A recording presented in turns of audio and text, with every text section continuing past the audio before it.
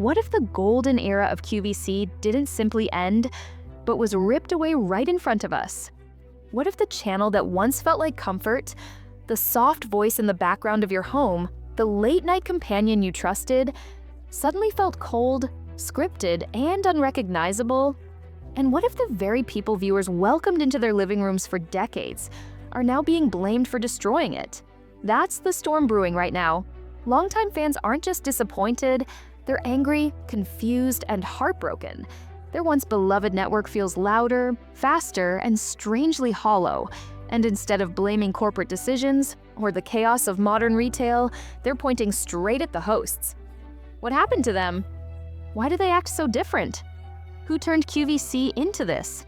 So today, we're digging into what fans really mean when they say QVC's golden era is dead, and why so many believe the hosts are at the center of it. Because for millions of people, QVC was never just shopping. It was company, it was routine, it was connection. And losing that feels personal. If you rewind back to the old days, QVC didn't feel like a polished brand or a corporate retail machine. It felt like a place, a cozy living room style hangout. You'd flip it on and instantly know who was on air just by the sound of their voice. Your mom had her favorite hosts. Your grandma trusted certain presenters more than others. And you probably remember watching certain shows during the holidays that became a tradition without you even realizing it. The sets were simple, the energy was calm, the conversations were natural, the community felt real. Hosts didn't try to be influencers. They didn't perform, they just talked, like normal people. They shared little stories about their families, about holidays, about funny mishaps. They talked about their pets, their kids, their favorite recipes. It wasn't forced. It wasn't a branding strategy. It was just who they were, and people connected to that authenticity. Fans still talk about that era with nostalgia. The late-night TSV launches, the jewelry marathons with real laughter and tired eyes, the heartfelt goodbyes when a host retired after decades. It all felt personal. Then, slowly, the tone shifted. At first, people barely noticed it. A faster pace here, more urgency there, more buy now language, more credit card pitches, more corporate energy creeping in around the edges. Then came the layoffs. Quiet, sudden, and deeply felt. Hosts with decades of loyalty were gone, with no farewell show, no tribute, and no explanation. That shook the viewers. It didn't just break trust, it broke the emotional bond that QVC had built for years.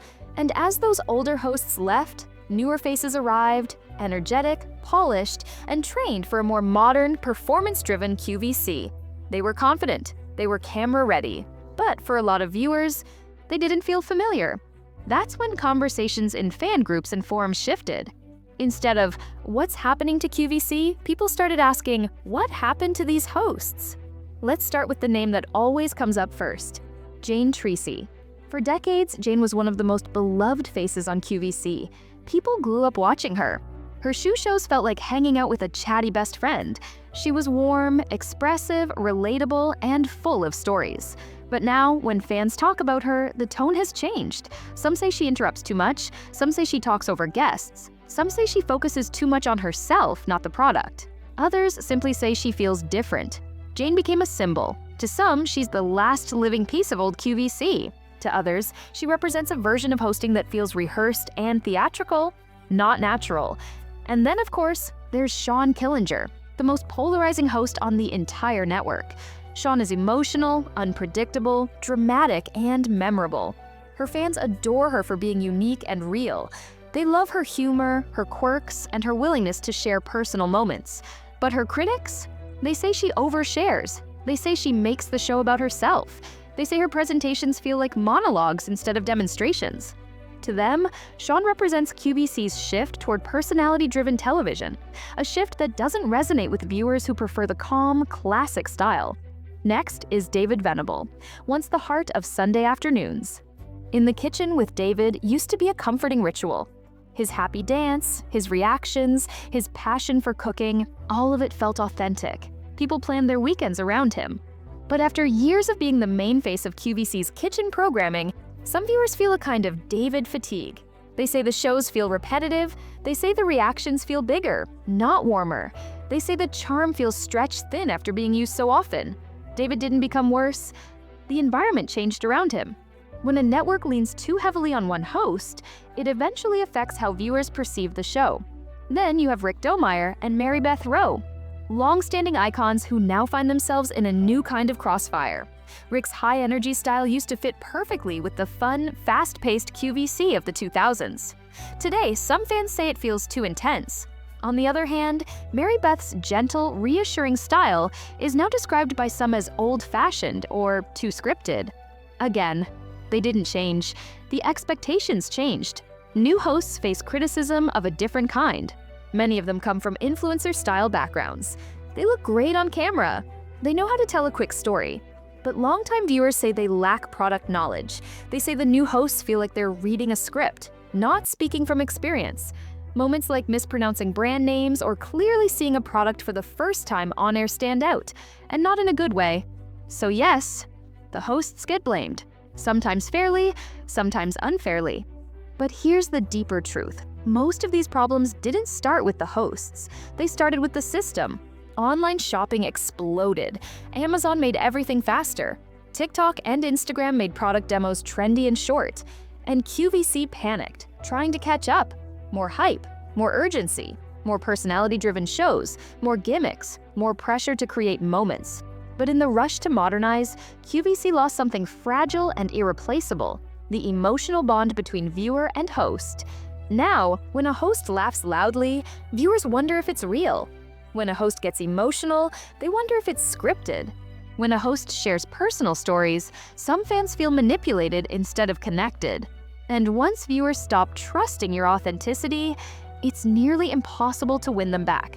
That's why so many QVC fans sound sad more than angry, because for them, QVC wasn't just about deals or products. It was about company.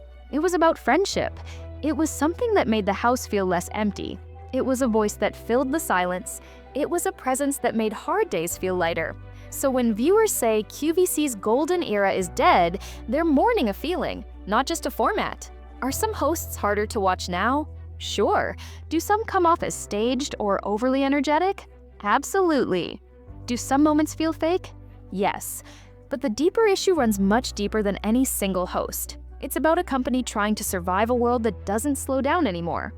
So is the golden era truly gone? Maybe the version people remember is the warm, cozy QVC with simple sets and long, heartfelt conversations. The QVC where goodbyes felt personal, where laughter felt real, and where hosts didn't have to compete with social media.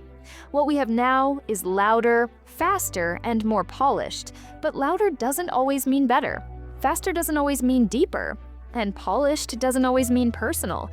The real question isn't who killed QVC's golden era, it's can QVC get it back?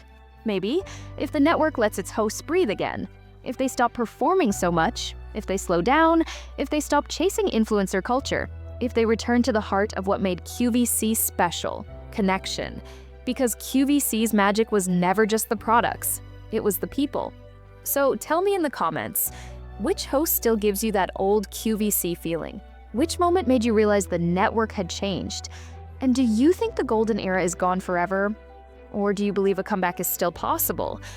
Because if one thing is true, it's this: the sets can shine brighter, the presentations can get louder, and the products can come and go. But if the heart isn't there, viewers will always feel the difference. And maybe, just maybe, the smartest thing QVC could do right now is turn down the volume and start listening again.